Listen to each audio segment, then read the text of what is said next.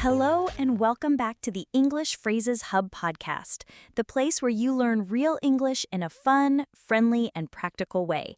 I'm Emma. And I'm Jake. Thanks for joining us today. We're super excited about this episode because it's one of our tastiest topics yet, food and cooking.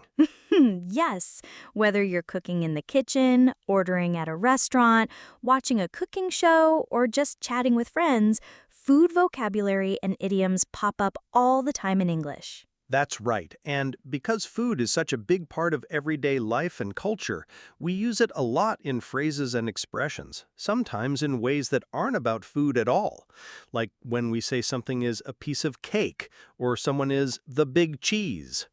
In today's episode, we've prepared 4 short dialogues that take you into real-life food situations, like breakfast at home, ordering at a cafe, cooking dinner, and chatting about favorite dishes. And after each dialogue, we'll break it all down for you. We'll go over the new vocabulary, explain useful phrases, and highlight the idioms so you know exactly what they mean and how to use them naturally. You'll learn phrases like grab a bite, whip something up, sweet tooth, and idioms like spill the beans, too many cooks spoil the broth, and more. Plus, we'll give cultural tips on how these expressions are used in real conversations. We'll also help you practice with our speaking challenge near the end, so stick around to speak along with us and boost your confidence. And remember, you don't need to memorize everything at once. Just listen, enjoy, and repeat the phrases out loud with us if you can. You'll be surprised how fast they stick. So whether you're listening during your commute, while cooking dinner, or enjoying a snack, we're glad you're here. Ready to build your food vocabulary and sound more like a native speaker? Let's get things cooking. Our first dialogue is called Morning and Breakfast Chat. Let's dive in. Morning, Daniel. You're already in the kitchen? It's not even 7. Morning, Sophie. Yeah, I woke up early and figured I'd make us something warm. Thought I'd get a head start on the day. Aw, that's so nice of you. It already smells amazing in here. What's cooking? I'm making some pancakes, scrambled eggs, and I threw a few sausages on the skillet. Felt like treating ourselves. Wow, that's a proper breakfast. You're spoiling us today. I was planning to just grab a granola bar and run out the door. Nah, no skipping breakfast today. They say it's the most important meal of the day, right? Yeah. I'm usually not a morning person, but if there's coffee and pancakes involved, I can manage. Where's the coffee? Just brewed a fresh pot, mugs are by the kettle. I even frothed some milk if you want to go fancy. Barista Daniel at it again. All right, I'll take a cup with a splash of milk, no sugar. Coming right up. By the way, I picked up some fresh berries yesterday. We can throw them on the pancakes with a drizzle of honey. Do we have any juice? Yep, there's orange juice in the fridge. Not from concentrate this time. I splurged. Living large. I'm impressed. You really went all out today. Well, I figured we could both use a good start. We've got a busy day ahead. Meetings, deadlines, emails. Don't remind me. If I don't eat, I'll be completely useless by noon. And probably hangry. Yeah, I've seen hangry Sophie. It's a little scary. I warned you. Okay, I'll grab plates and cutlery. Let's make it feel like a real breakfast. Awesome. Food will be ready in a jiffy. Go ahead and put on some music if you want. Let's enjoy this before the chaos begins. Sounds good. Thanks again for cooking, Daniel. You're a lifesaver. Anytime. Now sit back, sip your coffee, and let Chef Daniel do his thing. That was such a cozy and relatable scene, wasn't it? I love mornings like that. Relaxed, full of good smells, and great English phrases. Same here. And there's a lot to learn in that short conversation. So let's break it down, phrase by phrase, to help you understand everything clearly. Great. Let's start with something Daniel said early on. I thought I'd whip up some breakfast. To whip something up means to cook something quickly and without too much effort. It's informal and super common in casual conversation. That's right. And then Sophie said, wow, that's a proper breakfast. A proper breakfast means a full, satisfying meal, not just a quick snack. It usually includes several items like eggs, toast, fruit, or pancakes. She also mentioned she was going to just grab a granola bar and run out the door. The phrase grab a granola bar or grab a bite means to eat something quick and easy. It's perfect when you're in a rush. And here's one of my favorite phrases, caffeine fix. When Sophie said, I need my caffeine fix, she meant she really needed coffee to wake up and function. A fix is slang for something you rely on regularly, like caffeine or sugar. Yes, and don't forget the phrase I splurged. Daniel used it when he talked about buying better orange juice. To splurge means to spend more money than usual on something nice or luxurious. It's often a treat. Another good one was hangry. That's a blend of hungry and angry. If someone hasn't eaten and starts to get grumpy or irritable, we say they're hangry. I've definitely been hangry before, Jake. Not my best moments. Same here. And then Daniel said breakfast will be ready in a jiffy. That's an old but fun expression. In a jiffy just means very soon or in a short time. Sophie also said, I'll grab plates and cutlery, which is another way of saying she'll help prepare the table. Cutlery refers to forks, knives, and spoons. In the US, people also call it silverware. Good point. And don't miss the phrase, let's make it feel like a real breakfast. That's a nice way to describe making a meal more enjoyable, setting the table, slowing down, and sharing it together. This whole dialogue gave us a mix of everyday food vocabulary and warm expressions used in the kitchen or during breakfast. So here's a quick review of some key terms. Whip up, cook quickly and easily. Proper breakfast, a full, satisfying meal. Grab a bite, eat something quickly. Caffeine fix, your regular dose of coffee. Splurge, spend more than usual on something nice. Hangry, hungry plus angry. In a jiffy, very soon. And cutlery, knives, forks, and spoons. If any of those are new to you, don't worry. Just listen again and try saying the phrases out loud. Practice makes perfect. Up next, we're heading out of the kitchen and into a local cafe. Get ready for Dialogue 2, ordering at a cafe. And don't forget to grab your coffee. Yes, stay with us. The next conversation is full of practical expressions for ordering food and drinks. Let's go. Good morning. Welcome to the Morning Mug. What can I get started for you? Hey, good morning.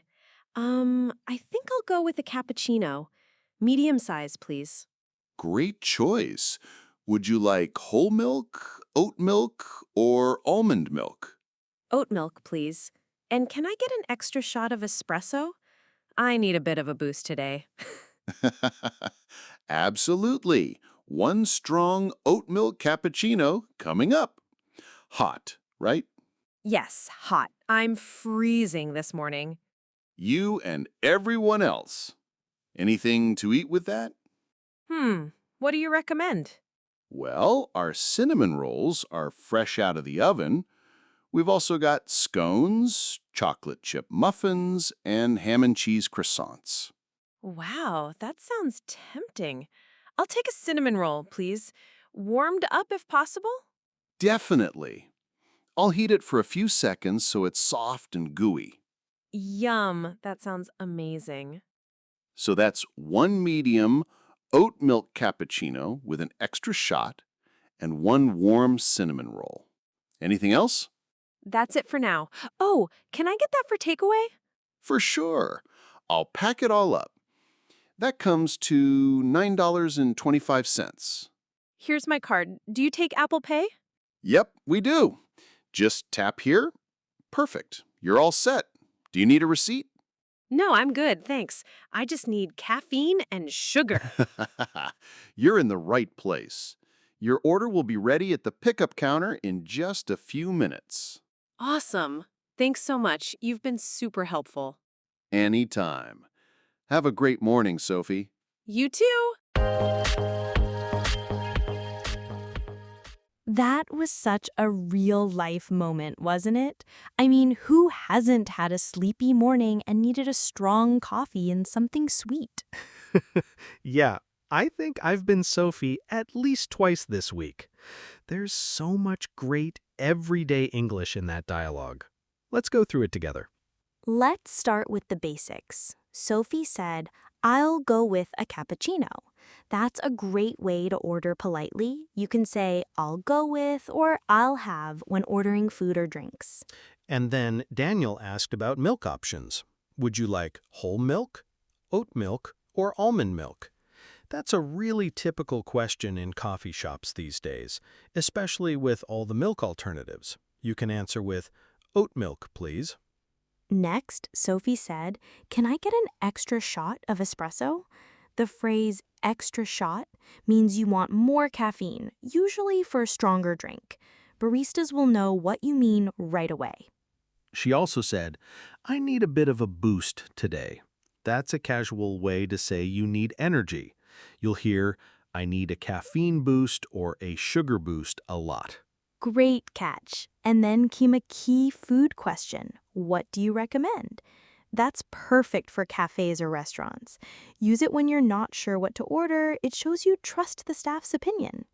Daniel described the cinnamon rolls as fresh out of the oven. That phrase means they were just baked. You can say it about cookies, bread, or anything hot and fresh. Then Sophie asked, "Warmed up if possible?" Very polite. You can also say, "Could you warm it up?" or "Can I have it heated, please?" And of course, she said, can I get that for takeaway? In American English, you might also hear to go. In British English, it's usually takeaway. Another great one is, "Do you take Apple Pay?" That's important if you're not using cash. You can also ask, "Do you accept cards?" or "Can I tap?" Sophie finished with, you've been super helpful, which is a lovely way to say thank you sincerely. So true. Let's do a quick recap of some of the best phrases from this dialogue. I'll go with or I'll have, polite ways to order. Oat milk, almond milk, or whole milk, milk options. Extra shot of espresso for stronger coffee. I need a boost. I need more energy. What do you recommend? Asking for a suggestion. Fresh out of the oven? Just baked. Warm it up? Heat food slightly. Takeaway, UK, or to go, US. Food to take with you. Do you take Apple Pay? Payment method. You've been super helpful. Friendly way to show gratitude. So true. So, if you're ever in a cafe and want to sound natural, try using a few of these phrases. Absolutely. Even practicing in front of the mirror helps. Or next time you're ordering your favorite drink, throw in one new phrase. And speaking of food, don't go anywhere. Up next, we're headed into the kitchen for Dialogue 3, Cooking Together. It's going to be delicious. See you there. All right, Chef Sophie, what's the plan for tonight's masterpiece?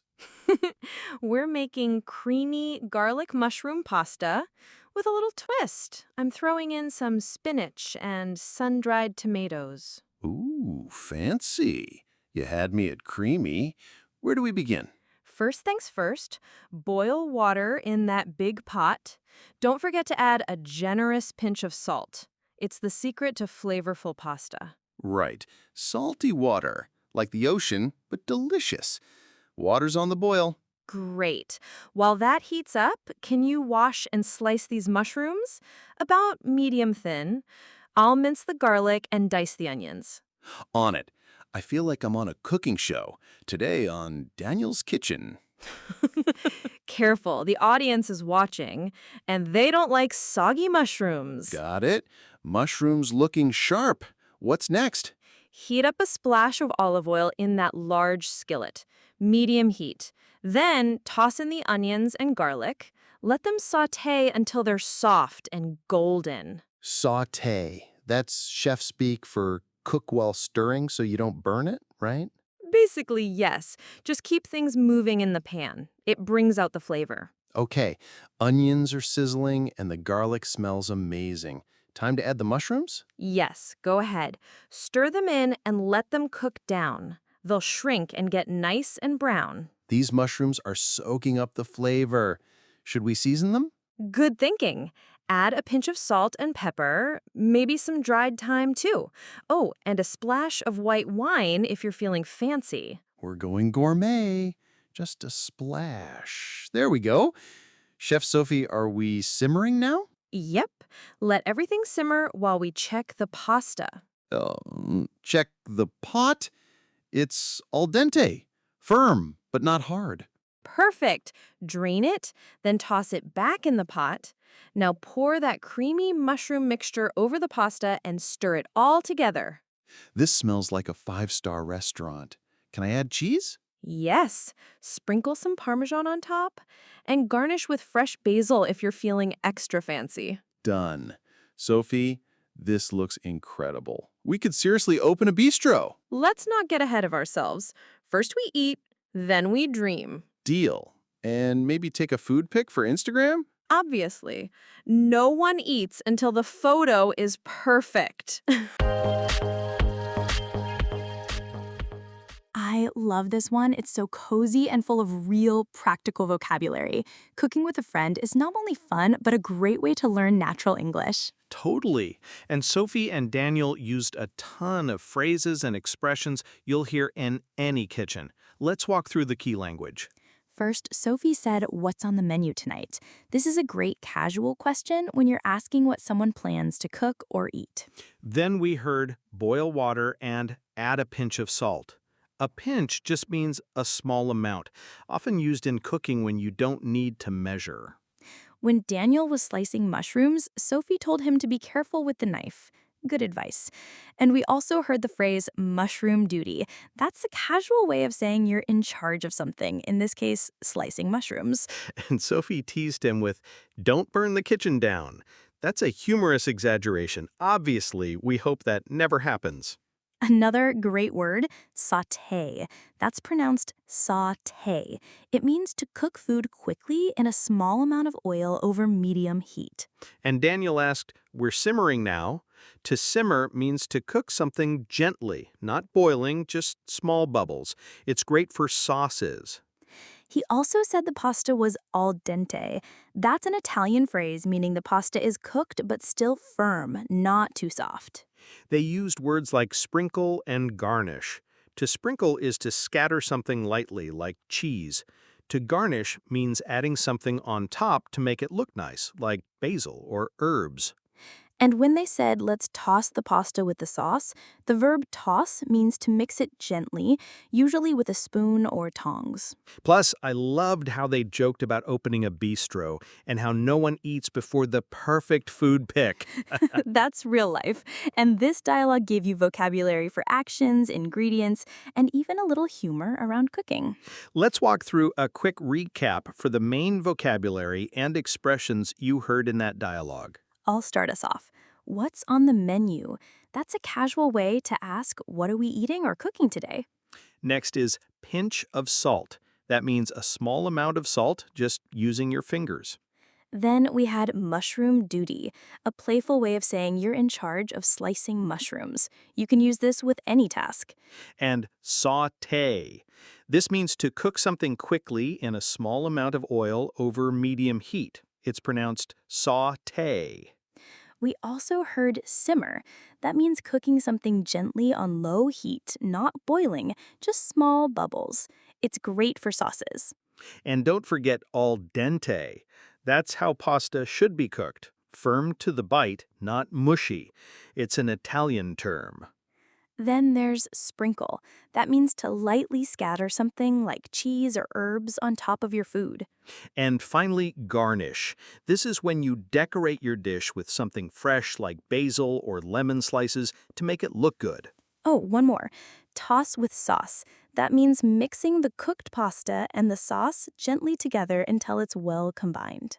These words are used in kitchens all over the world, especially in English-speaking countries, so they're worth remembering. Yes, and if you're learning English, try saying them out loud while you cook, or even pretend you're hosting your own cooking show.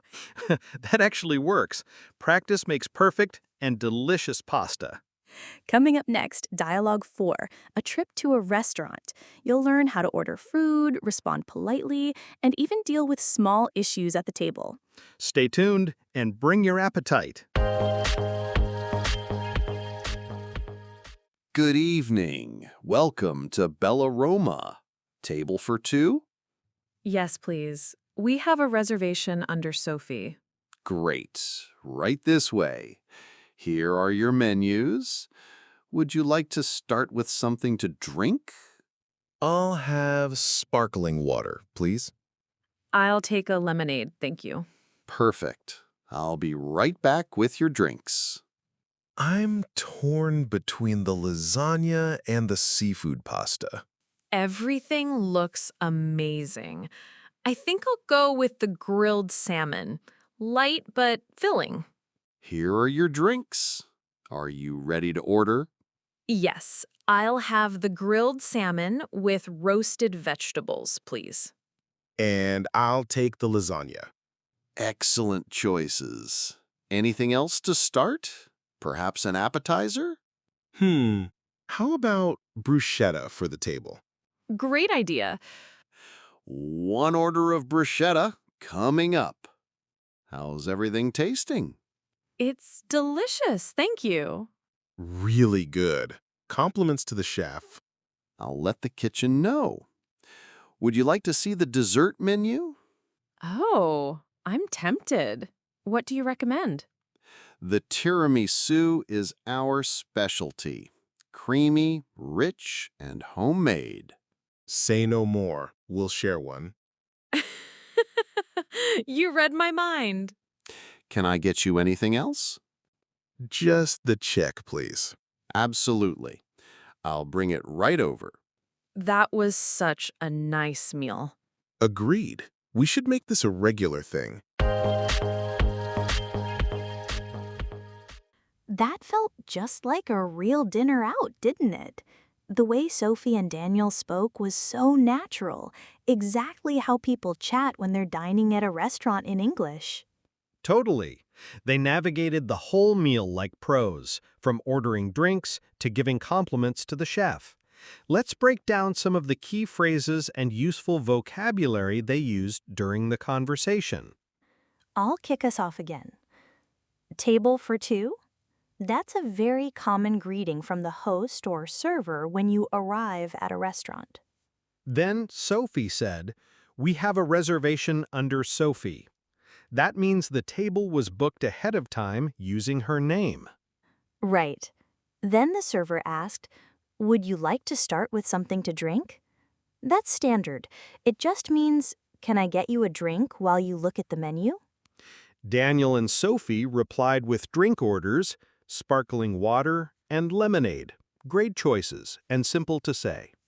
Next up, the phrase, "I'm torn between," Daniel said, "I'm torn between the lasagna and seafood pasta." That means he couldn't decide. Both options sounded good. Yeah, I say that all the time when I see pizza on any menu. Classic. Then Sophie said the salmon was light but filling. That's a good phrase to describe food that's not too heavy but still satisfying. The server also said, "Anything else to start? Perhaps an appetizer?" An appetizer is a small dish before the main meal. In this case, bruschetta. I love bruschetta. And later, we heard the phrase, compliments to the chef. That's a nice way to say the food was amazing, usually said to your server. Then the server offered dessert and suggested tiramisu, which he described as creamy, rich, and homemade. Great descriptive words for desserts. And when Sophie said, "You read my mind," that means Daniel guessed exactly what she was thinking. It's a fun, friendly phrase. Finally, when they were ready to leave, Daniel asked for the check, which is what you say in the US. In the UK, you might hear the bill. This kind of vocabulary is super useful for real-life situations, whether you're traveling, on a date, or just grabbing dinner with friends. Definitely. You can even practice by pretending you're ordering food. Make a game out of it. Coming up next, a quick speaking challenge where you can try out some of today's phrases out loud. Don't go anywhere. The challenge is next. Okay, it's time for our speaking challenge. Your turn to practice. That's right. We want you to speak out loud. Yes, actually say these phrases and get comfortable using them in real life. So here's your challenge. Imagine you're at a restaurant. Try saying these 3 sentences clearly and confidently. Hi, we have a reservation under your name. I'm torn between the steak and the pasta. Could we see the dessert menu, please? Bonus challenge. Try using a new phrase from today's episode in your own made-up sentence. For example, this salad is light but filling. Or, compliments to the chef. The food was amazing. And if you really want to level up, record yourself saying them or even role play with a friend or study partner. And hey, if you're feeling brave, share your sentence in the comments or send us a message. We'd love to hear how you're using these phrases. Keep practicing and your confidence will grow with every episode. Now it's time for one of our favorite parts of the episode, listener Q&A. Today's question comes from Luis in Brazil, and it's a great one. Luis asks, what's the difference between cook, chef, and home cook? Can I use them the same way? Love that question, Luis. It's super useful. Let's break it down. So the word cook can be both a verb and a noun. As a verb, it means to prepare food. Example, I love to cook Italian food. As a noun, cook can also refer to a person who prepares meals, especially in casual or non-professional settings. For example, she's a great cook. Now, chef is more specific. A chef is a professional cook, usually someone who has studied culinary arts or works in a restaurant kitchen. You'd say, he's a pastry chef at a 5-star hotel. And then we have home cook. That's someone who cooks at home, not professionally, like your mom, your uncle, or even you, if you like experimenting in the kitchen. For example, she's just a home cook, but her lasagna is amazing. So, to recap, cook can be general.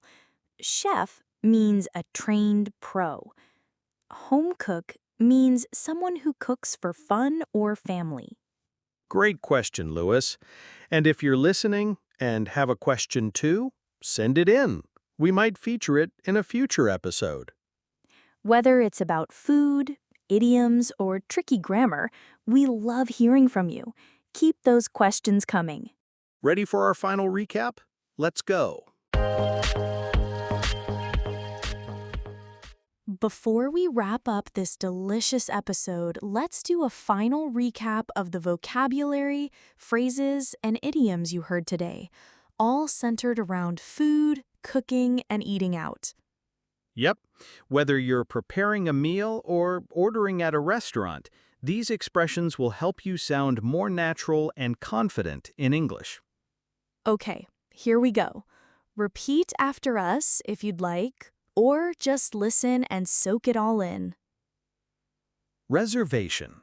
That means booking a table in advance. For example, we have a reservation under Emma. Appetizer. A small dish served before the main course, like soup, salad, or bruschetta. I'm torn between. This means you're unsure or having a hard time choosing between two things. For example, I'm torn between the lasagna and the seafood pasta. Light but filling. A phrase to describe food that isn't too heavy but still satisfies your hunger. Compliments to the chef. This is a polite and classy way to say the food was excellent. You usually say it to your server. Dessert menu. A menu that shows sweet treats you can order after your main dish. The check or the bill. That's what you ask for when you're ready to pay. In the US, we say the check. In the UK, it's the bill. You read my mind. A fun and friendly way to say someone guessed exactly what you were thinking. Sparkling water. A fizzy water choice often offered in restaurants, especially if you don't want soda or juice. Let's move into some basic cooking terms you might have heard in the dialogues. Grill. To cook food over direct heat, usually on a barbecue or grill pan. Roast. To cook food in the oven using dry heat, like roasted chicken or potatoes. Sauté. To cook food quickly in a small amount of oil over medium-high heat. Simmer. To cook something gently, just below boiling, like simmering a sauce or soup. And now for a few fun idioms and expressions we used or mentioned earlier. Too many cooks spoil the broth. That means if too many people are involved in something, it might not go well. Spill the beans. A casual way to say, reveal a secret. A recipe for disaster. An expression to describe a situation that's very likely to go wrong. That's a whole menu of English phrases today, from everyday vocabulary to colorful idioms. And don't worry if you didn't catch everything. You can always go back and listen again. And the best way to make these words stick is practice using them. Try talking about your last restaurant experience. Describe your favorite meal. Or even act out one of today's dialogues with a friend. And that brings us to the end of this tasty episode of the English Phrases Hub podcast. We hope you're leaving hungry, not for food, but for more English. From ordering at a restaurant to describing your favorite dishes, we packed in a full menu of vocabulary and expressions. That's right. And remember, learning a language is just like cooking. You need a little practice, some patience, and the right ingredients. So go ahead and stir those new phrases into your everyday conversations. If you learned something new or just had fun listening, give this video a thumbs up and hit that subscribe button so you never miss an episode. And don't forget to leave a comment below. Tell us your favorite food phrase from today's episode, or let us know what topic you want us to cover next. Sharing is caring. So, if you know someone learning English, send them this video. Learning together is way more fun. Thanks for spending time with us here on English Phrases Hub.